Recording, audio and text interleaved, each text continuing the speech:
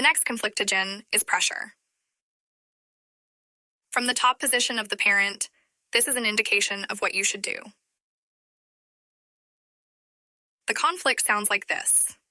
I know what you should do and what you owe me.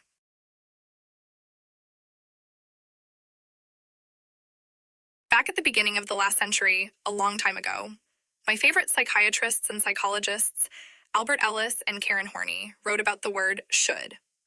Albert Ellis called this conflictogen. At that time, there was no concept of conflictogen. He called it should mania.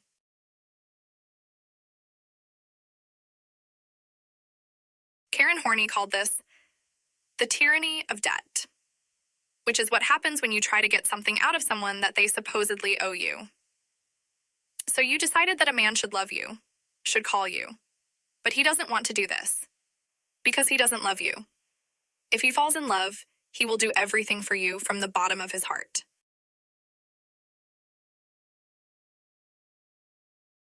In order to learn not to tell people what to do, at first I suggest the following. Remember what imperative verbs are. Write, call, give, help, do, go, get up, bring, give, tell, take, and so on. Remove all imperative verbs from your speech and even remove them from your thoughts, together with all instructions on what a man should do. Imagine how unpleasant it is for you to hear from a man you don't love yet.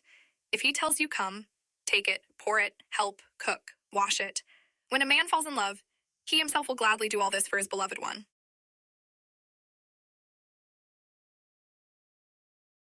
So, what to do if a man doesn't want to do what you want? For example, you love going to the movies, but he can't stand it. You persuade him, but he refuses. What should you do to make him want it? To do this, answer the following question. What does this poor man need to do to make you stop wanting to go to the cinema? That is, the question is an answer to you. Imagine that you don't like gardening, and the man adores it, and slowly begins to teach you how to garden. This is okay if you don't mind, but if the garden is not your thing at all, and he puts pressure on you, the relationship will soon become unbearable. You will hate him along with his gardening. Therefore, if you do not want a man to begin to correct your shortcomings, do not correct him. You can get ready for the cinema yourself and call him. His right is to agree or refuse if he doesn't like it or doesn't want it.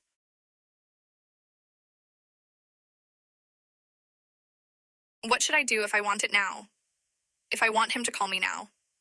Women ask me. This is what I call the mistake of the infantiles. What should I do if I want it now? I want to go out with him now, live with him, get married. I want children today. I'll explain. Let's say your unpleasant neighbor wants you today, but you don't want him at all. But he really wants you today. What should he do in this situation? The first option is to communicate with you kindly, to amuse you, so that you want to communicate with him again, laugh, have fun. He must take care of his appearance and work, business. He must grow in your eyes. There are so many cases in life of beautiful mutual love that grew out of such great, kind communication. The best relationships grow from such kind, warm communication. If the first path seems long to him, because you need to build relationships, it's brick by brick, it takes time, then he can do it faster, get you right today.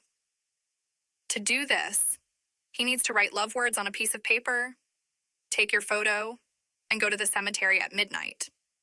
And it's better not to do any of this, because if it worked, then any James, Mames, Peter, and so on could not get you today. But fortunately, it doesn't work. But nevertheless, there is magic. And this is the correct use of the laws of psychology. This is what we are teaching now. One girl once told me, "What should I do if I want a relationship today? I don't want to wait for a long time, and when he wants a relationship, maybe I won't need him anymore." And this is where the infantile attitude and disrespect for men manifests itself. I want this doll immediately, it's from my childhood. Quickly take it out and put it in as I said. Otherwise, I'll fall to the floor and kick. For example, you want a Rolls Royce. You want it today. but they don't want to give you because you don't have that kind of money. You will have money later, in 6 months, let's say. But in 6 months, you will be disappointed in roles and won't buy it. You understand the logic because you were offended by the roles that they didn't give it to you today. It seems clear with cars, but not with people. But you haven't managed to fall in love with this man yet. But no, today I want him to be with me today. That is it. I want a roles without money.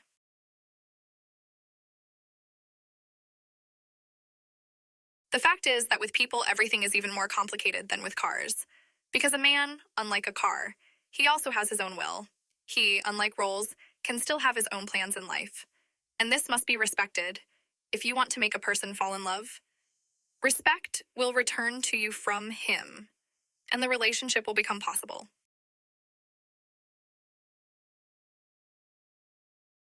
If you want a man to stay in your life, then imagine the following. Imagine that he is a bird, an eagle, a free eagle. He lived at your house for some time, but he is drawn to the sky. Only there can he be happy. He feels good there. Where is the bird flying? Where it's good. Let him go. In your thoughts with respect. He doesn't want to be with you now. Doesn't want to live with you now. Maybe he'll miss you and come back. For your warm, kind attitude, he'll definitely miss it and come back. But he'll come when he wants. It will be his will, and not your pressure. This is the most pleasant thing. When a man wants it himself. When he takes the steps himself. When he drags you to the registry office, and not you him. When he calls you, when he writes himself and asks, "Dear, did you dress warmly today?"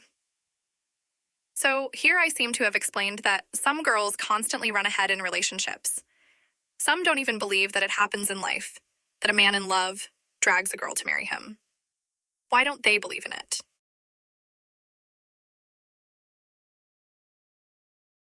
Have you noticed that in life things often don't work out exactly what you really passionately want? You really, really want to get married, and it doesn't work out. It's crazy.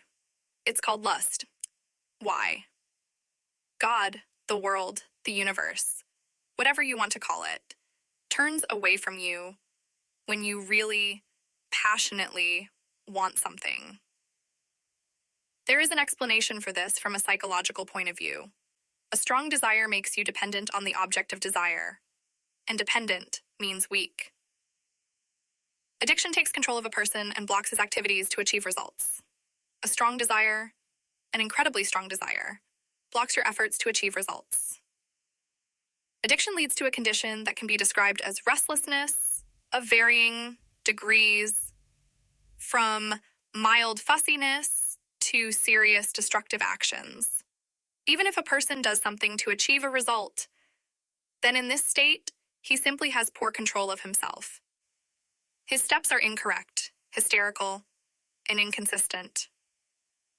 And if there are no right steps towards the goal, then how can there be a result?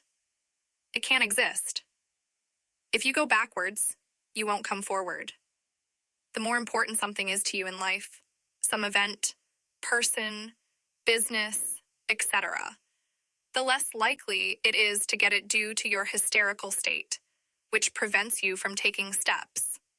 Therefore, if you really want to get some man as your husband, there is a high probability that you will destroy everything on the way to achieving this goal.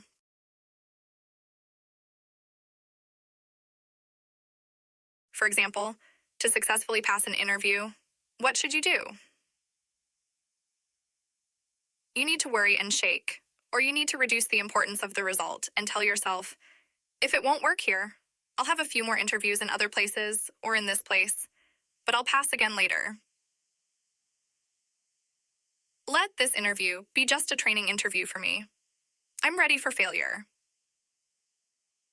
In such a calm state, it is clearly visible that in addition to the person's desire to get this job, there is at least the will of the person hiring him who will decide if to accept him, and his opinion may not coincide with yours. And there are other applicants who may be more suitable than you at the moment. Therefore, In a calm state, a person does not seem to appropriate the result in advance. But in a state of hysteria, he does. And refusal, failure to get results here, can be such a shock in life, serious, that it can be difficult to even survive it. It's interesting that often people get a job when they go for an interview just for the heck of it, and then they are surprised that they were given the job. At the same time, go to an interview, and you need to have some small hope that you will be accepted. A little hope, not huge as a mountain, but small. And this will make you calm. But when a person goes in advance 100% sure that he will be taken, or that he will definitely not be taken 100%, then in either situation, he often suffers a lot. In the first case, he assigns the result in advance, and after the refusal, as I said, he experiences a huge shock because you cannot assign something that is decided, not by you, but by other people. In the second case, he feels depressed because he is preparing himself for defeat in advance, and his brain accordingly also works worse. But if we feed a small, tiny hope, we are calm, but at the same time, all thought processes work well, spontaneously, creatively. By the way, it is also more successful to pass exams in this state, and not when you are hysterical. In this state, people often manage to pass the exam without even preparing, and I think many of you have had this experience. This is how you should approach the desire to achieve any goals, including falling in love with a man and getting married. That is, you say to yourself, perhaps nothing will work out with this man. Anything can happen in life. A man, just like an employer, may have his own opinion about me.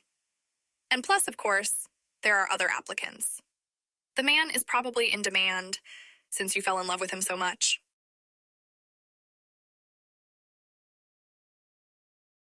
Then with the right attitude, you get small results step by step, one after the other, one after the other.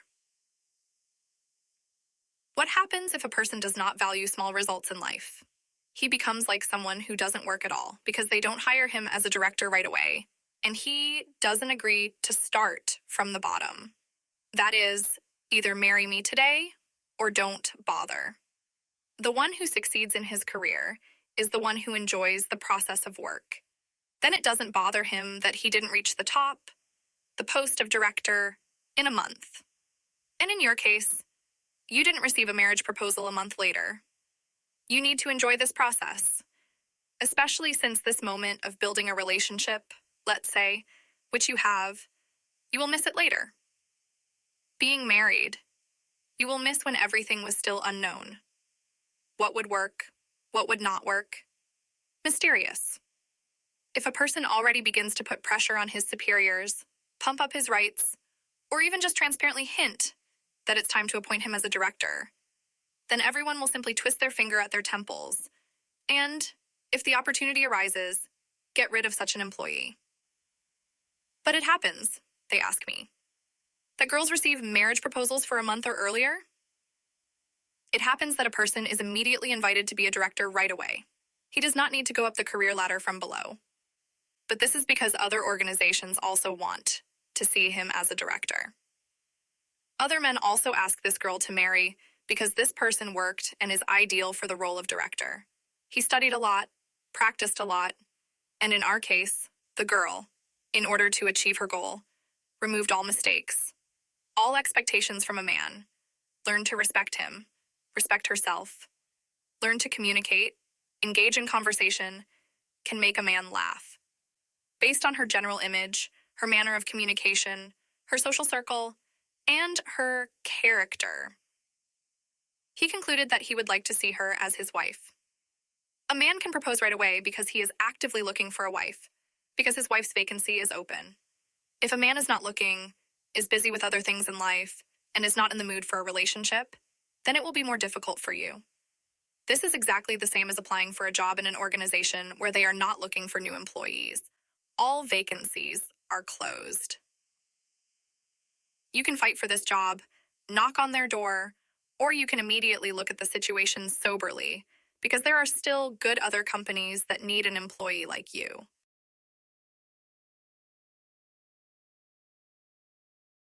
Therefore, why did we discuss all this? Besides the fact that you just need to remove expectations and results, you need to learn to accept the situation that you have now. And the best thing is to relax and enjoy what is happening in your life today.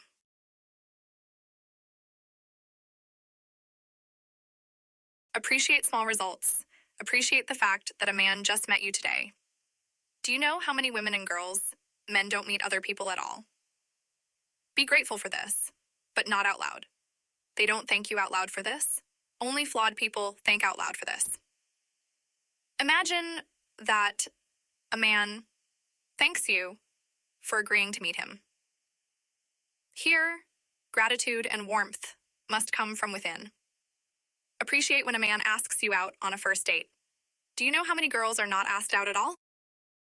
Appreciate the fact that he takes the initiative. Even if not often, but he himself in his free will, and not your pressure. Do you know how many girls do not see any steps towards themselves from a man?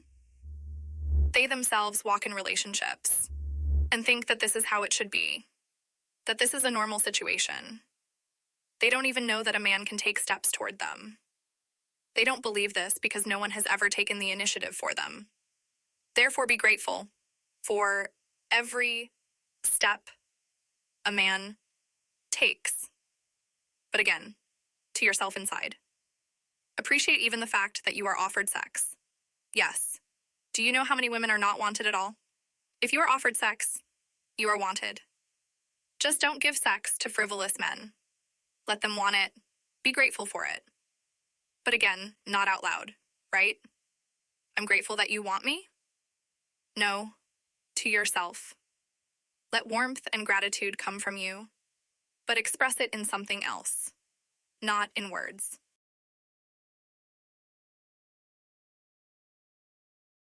Learn to appreciate what you have and enjoy every stage of relationship development.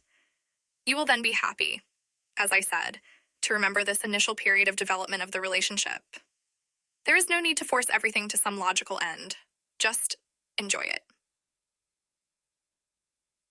If you wait for development and get nervous, you will lose what you have. If you imagine the threat of losing a relationship, imagine that today you are unhappy, and tomorrow you may not have this relationship. Then it seems that everything is fine with you today. Anyone who thinks like this will succeed in everything in life.